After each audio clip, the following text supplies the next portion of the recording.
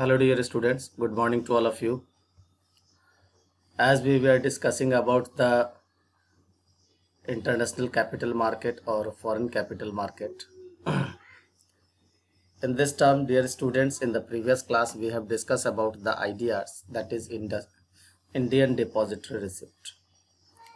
Dear students, IDR are like GDR and ADR, except that the issuer is a foreign company, because in the term of the ADR, as we know that the issuer were American companies or American companies. In the case of GDR, issuer was the foreign companies or any other companies of the world. But in the case of IDR, IDR is issued by the foreign companies to raise fund in India. IDRs are rupee dominated because in India, as we know that rupee is existing as the currency. That's why it is dominated in rupee, and they can be listed on any stock exchange of India. Dear students, first of all, now today we have to learn about the procedures of issuing IDRs. So dear students, here you can see that some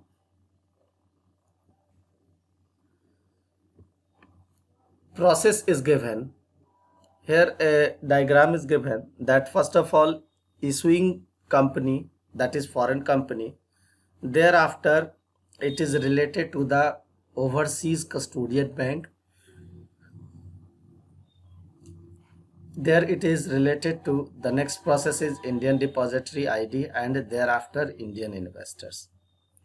Now dear students, firstly a foreign company hands over the shares to OCB, because those foreign companies who want to issue IDR, or they want to raise the fund in India, first of all this hand over their shares to OCB, because until or unless the custodian banks are not going to receive the OCB, not going to receive the number of shares, then it is quite impossible to get the approval from the finance ministry to act as custodian, because it is the matter of the finance ministry, and the finance ministry take over or hold that shares from a particular company or of the particular company, and thereafter the OCB required or the OCB request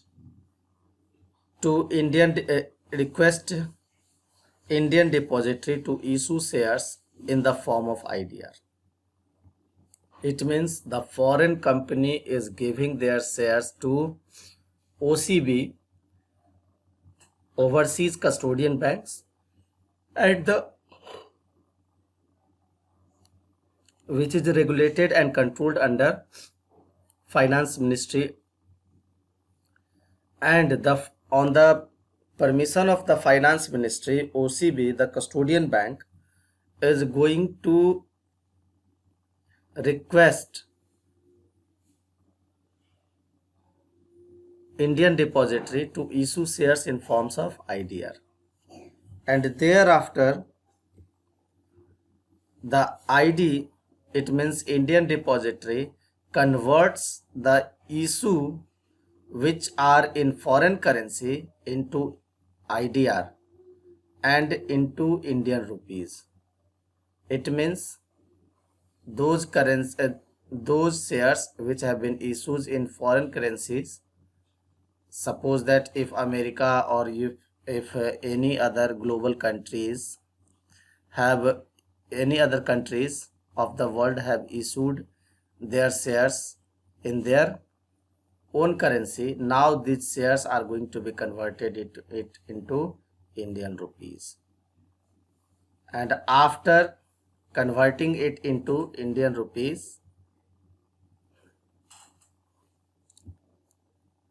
lastly the Indian depository issue them to intending investors. It means in India, those investors who want to hold the shares of that company and to raise the funds, these shares is going to issued to those investors, and in this process the Indian depository receipt helps to create finance or create the source of funds in India. Now dear students, we will discuss about the features of IDRs. So first of all dear students, IDRs, as we have discussed, that IDRs are issued by any foreign company, as we have discussed it in the explanation or definition parts. So IDR is issued by any foreign companies. This is the first feature.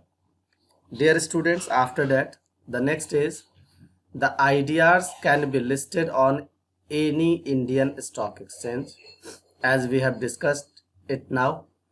Now, a single IDR can represent more than one share. A single IDR can represent more than one share, such as one IDR is equal to 10 shares. Because dear students, as we know that if the one share value in America is $1, suppose that, or a $2, but as we know that in India it is in currencies of rupee, then the value of $1 is higher than the value of rupees. That's why if these shares are going to be converted into Indian currencies, then the value of share, one value of share in Indian currency is rupees 10. Suppose that if it is 10, then the total value of share will be 6 or 7. If in America that share value is $1. So in India, that share, that $1 share will create a kind of 6 or 7 shares of rupees 10. So it may be different, or so many times it is seen that IDR is issued in a group. That's why if IDRs are issued, it creates a kind of stock, or it creates a kind of group of shares. That's why I'm saying that one IDR can represent more than one share. Now, the holders of IDR have no right to vote in company. As we have already discussed it in the term of GDR and ADR, that the holders do not have the voting right in the company because they are not in the real origin in India. Now, the IDRs are in rupee dominated. As we know that IDR is issued by foreign companies to raise their funds in India through the shares. That's why, and the currency of India is rupees. That's why IDRs are in rupee domination. Now, dear students, let us discuss some advantages of IDR. Dear students, it provides an additional investment opportunity to Indian investors for overseas investment. And the next advantage, that is, it satisfies the capital need of foreign companies, because if foreign companies want to raise their capital in India, they can easily raise it through the IDR. Now the next advantage is it provides listing facility to foreign companies to list on Indian equity market.